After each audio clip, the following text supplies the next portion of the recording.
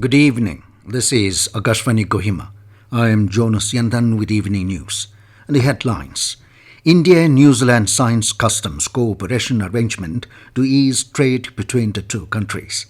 Deputy Chief Minister Patton meets NSF team, engages in discussions relevant to the state and well-being of the people.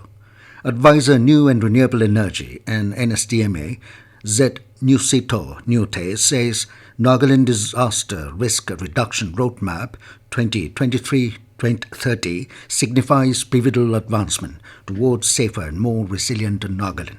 And Deputy Commissioner Kohima Kumar Ramnikant and other officials inspects deteriorating roads in Kohima. Now the news in detail. President Draupadi Murmu held bilateral talks with Prime Minister Christopher Luxon and Deputy Prime Minister and Foreign Affairs Minister Winston Peters at Government House in Wellington today. Discussions were held on wide-range issues including customs cooperation, traditional medicine and renewable energy. Bilateral engagements between President Draupadi Murmu and leaders of New Zealand ended on a positive note. India and New Zealand inked the bilateral customs cooperation arrangement, which is expected to ease trade between the two countries.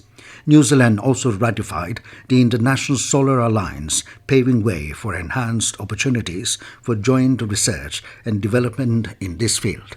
Both countries also agreed to exchange best practices in the field of traditional medicines through Global Centre for Traditional Medicine in Jamnagar.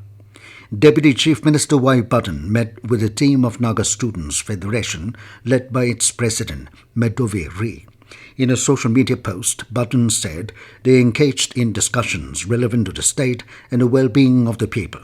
He expressed gratitude to the team for their insights and commitment. The Deputy Chief Minister further wished them success in all their endeavours for the welfare of students and society at large. A two-day workshop on Nagaland Disaster Risk Reduction Roadmap NDRR 2023-30 organised by Nagaland State Disaster Management Authority NSDMA in collaboration with United Nations International Children's Emergency Fund commenced today in Kohima. Advisor New and Renewable Energy and NSDMA Nyusietho Nyuthe said that Nagaland is located in the most vulnerable seismic zone and the land is weak and exposed to multiple disaster risks such as prone to landslides, flood, earthquake, forest fire and wind. During the launch of NDRR roadmap, Nyuthe said it signifies a pivotal advancement towards a safer and more resilient Nagaland, underscoring the collective dedication of the people to strengthening preparedness for preserving our landscape and heritage from disaster risks, where every citizen can thrive without the fear of disasters. Joint Chief Executive Officer NSDMA Johnny Rongme mentioned that the workshop aims to provide practical guidance for stakeholders to take actions to minimize the impact of disaster in the state, reduce disaster risks, mitigate the impact of climate change, and achieve sustainable development goals. Deputy Commissioner Kohima Kumar Ramnikant, along with his team, conducted thorough inspection of deteriorating road conditions in Kohima today. The team included Additional SP Kohima, Revenue Officer Kohima, Executive Engineer Urban, Executive Engineer PWD National Highway, Executive Engineer PWD Roads and Bridges, and other officials. The inspection was done along NH29, where the team assessed a sinking zone at old KMC dumping site. It was decided to channelize the water flow from above the road into the drainage system to prevent further damage. Also, the team resolved to clear and repair Jotsoma bypass road within 2 days. At a sinking road near the Gref Mandir in Ziza village, Jotsoma, it was decided that police would regulate truck entry to Kohima along the national highway. Heavy motor vehicles, commercial trucks, will now be parked on single lane on one side of the 4-lane highway further down from sinking area to mitigate risk. Decision was made to ensure regular patrolling by police personnel on national highway, and a tow truck will be arranged for emergency operations. Additionally, NPWD National Highway will clear trains and carry out road repair work at the sinking zones.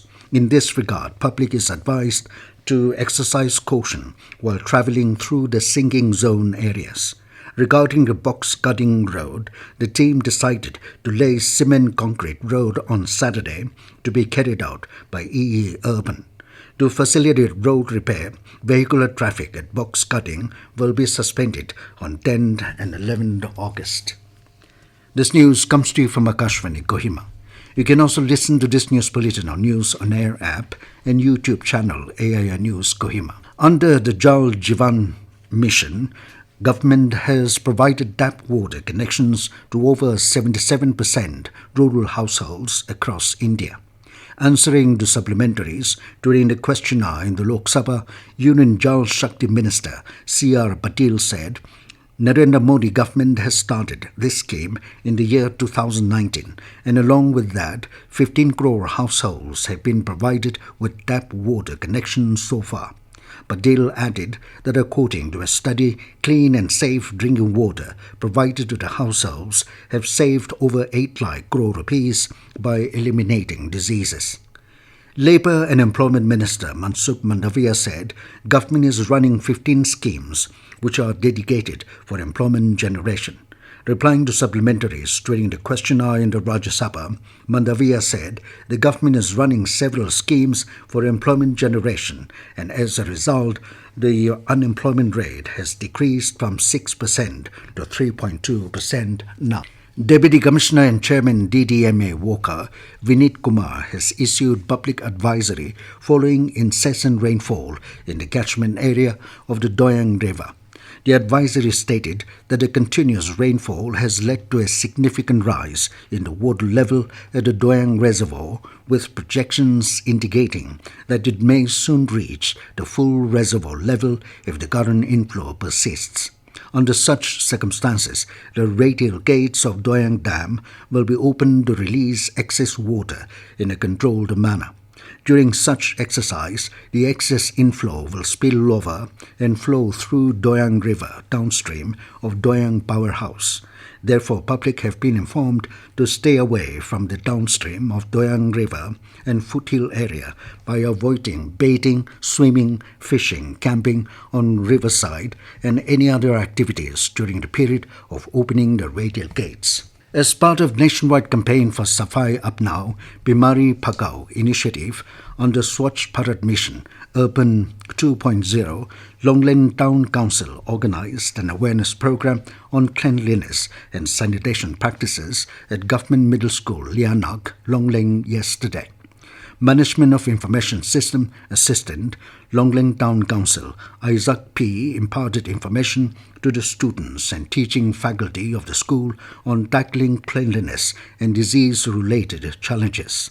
Detailed explanations were given on dealing with stagnant water issues which can lead to diseases such as dengue, malaria, and other related diseases.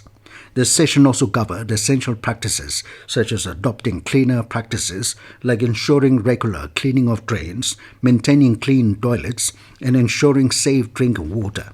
Further, students were encouraged to adopt 3 Rs: reduce, reuse, and recycle, with innovation in waste to wealth products. Speaker of Nagaland Legislative Assembly and Chairperson Business Advisory Committee, Sharingin Longkama, has convened its meeting on 17th of this month in the committee room, Assembly Secretariat. The meeting is being convened to finalize the provisional program of the 5th session of 14th Nagaland Legislative Assembly, scheduled to commence from 27th of this month. And now, 20 News, here are the headlines again. India and New Zealand signs customs cooperation arrangement to ease trade between the two countries. Deputy Chief Minister Y. Patton meets NSF team, engages in discussions relevant to the state and well-being of the people. Advisor New and Renewable Energy and NSDMA, Z.